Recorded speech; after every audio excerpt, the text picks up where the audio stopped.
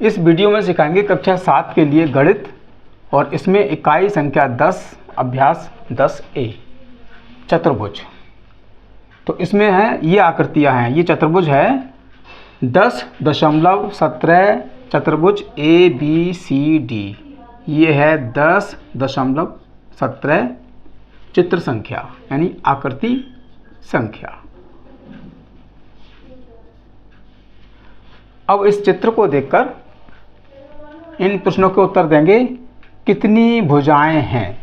तो सबसे पहले देखते हैं इस चतुर्भुज में कितनी भुजाएं हैं। पहली भुजा है AB, दूसरी है BC, तीसरी है CD और फिर है AD।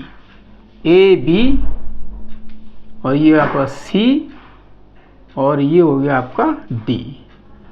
तो पहली AB है, दूसरी BC है, तीसरी CD है और चौथी DA है। तो 4 भुजाएं हैं। लिखेंगे उत्तर में 4 भुजाएं हैं। नंबर B, कितने अंतःकोण हैं? तो अंतःकोण ये होती हैं जो चतुर्भुज के अंदर हैं। ये तो ये है अंतःकोण, कोण A, दूसरा है कोण B, तीसरा है कोण C और चौथा है कोण D। तो 4 अंतःकोण हैं। 4 अंतःकोण हैं। अब नंबर C करते हैं। सम्मुख कोणों के कितने युग्म हैं? सम्मुख कहते हैं आमने सामने के कोण। जैसे A के सामने कोण C है और D के सामने कोण B है। तो ये 2 कोण हैं। लिखेंगे 2। तो सम्मुख कोणों के 2 युग्म हैं। नंबर D, संलग्न भुजाओं के कितने जोड़े हैं? अब देखते हैं संलग्न भुजाएं। एक तो ये भुजा है AB और AB के संलग्न भुजा है BC। उसी प्रकार BC की संलग्न भुजा है CD और CD की संलग्न भुजा है DA और DA की संलग्न भुजा है AB। तो इस प्रकार से 4 संलग्न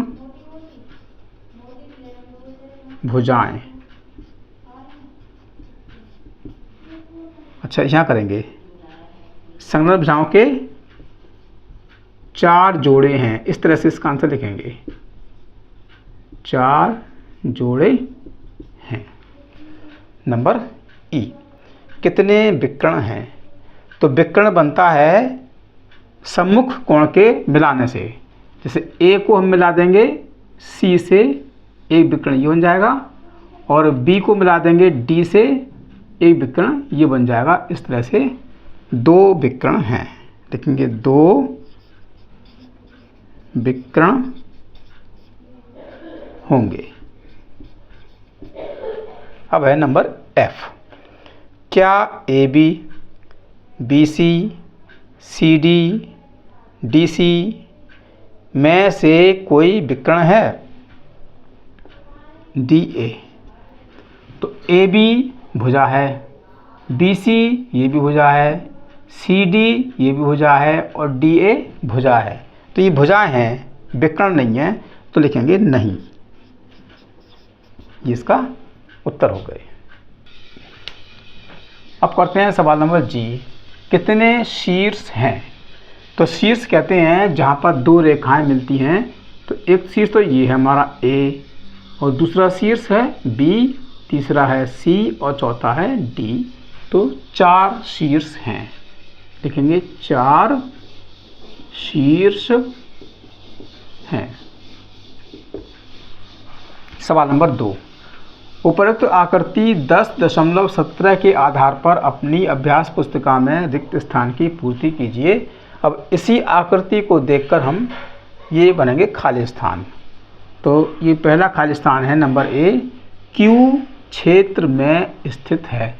ये देखना है Q चतुर्भुज के किस क्षेत्र में स्थित है।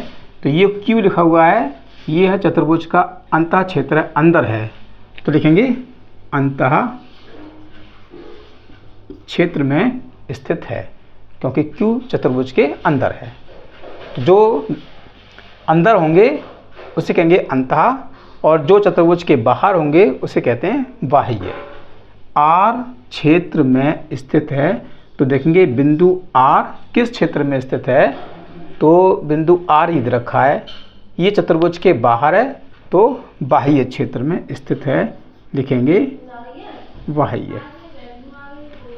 बिंदु T किस क्षेत्र में स्थित है, तो T बिंदु जो है बिल्कुल लाइन पर है, तो लिखेंगे C और D। रेखा C और D, C D पर स्थित है। अब करते हैं सवाल नंबर 3। किसी चतुर्भुज ABCD से संबंधित निम्नलिखित कथनों में रिक्त स्थान की पूर्ति कीजिए। तो हम इसी से ले लेते हैं, ये अब बता देंगे, केवल हम चतुर्भुज ABCD लिखेंगे, ये बन गया हमारा चतुर्भुज ABCD। अब इससे हम ये खाली स्थान भरने हैं। तो पहला है, दो शीर्षों को मिलाने से विकर्ण बनता है।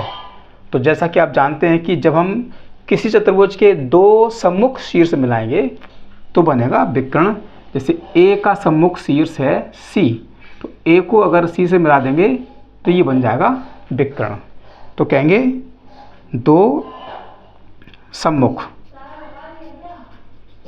ये सम्मुख शीर्ष हैं, आमने सामने हैं तो कहलाएंगे सम्मुख। तो दो सम्मुख शीर्षों को मिलाने से विकर्ण बनता है। अब नंबर B, शीर्ष A और को मिलाने से विकर्ण बनता है। A को हम किससे मिलाएं, कौन से शीर्ष से, कि हमारा विकर्ण बन जाए। तो हमने A को मिलाया शीर्ष C से, तो ये बन गया विकर्ण। तो लिखेंगे शीर्ष C। शीर्ष D, और अब D को किससे मिला दें कि विकर्ण बन जाए। अगर हम शीर्ष D को शीर्ष B से मिला देंगे तो ये विकर्ण बन जाएगा। तो लिखेंगे शीर्ष D और शीर्ष B को मिलाने से विकर्ण बनता है। नंबर D है, चतुर्भुज का एक विकर्ण इसे त्रिभुजों में विभाजित करता है। तो कोई भी चतुर्भुज है, अगर उसका एक विकर्ण लेंगे, तो जैसे ये दो विकर्ण हैं, इसमें से एक हम हटा देते हैं।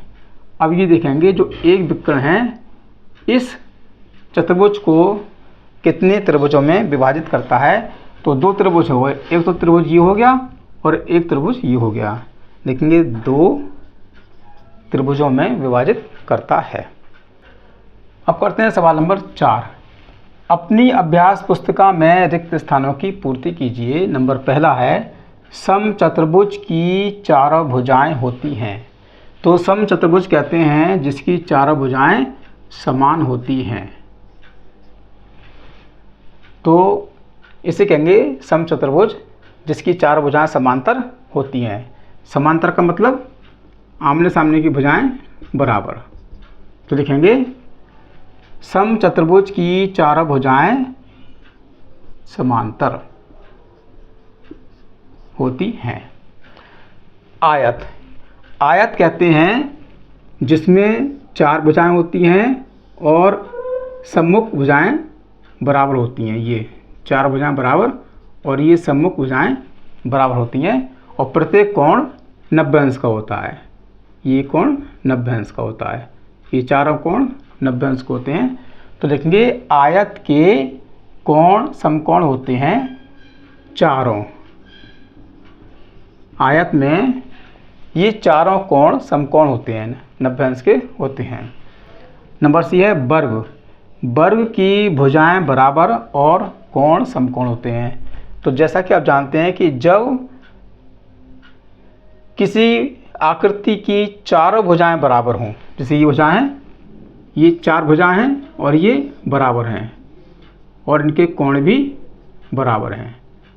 तो चार भुजाएं बराबर हैं और कोण भी बराबर हैं, इसे कहेंगे वर्ग। तो वर्ग की चारों भुजाएं बराबर और चारों कोण समकोण होते हैं। नंबर डी, समलंब चतुर्भुज की भुजाओं का एक युग्म समांतर होता है।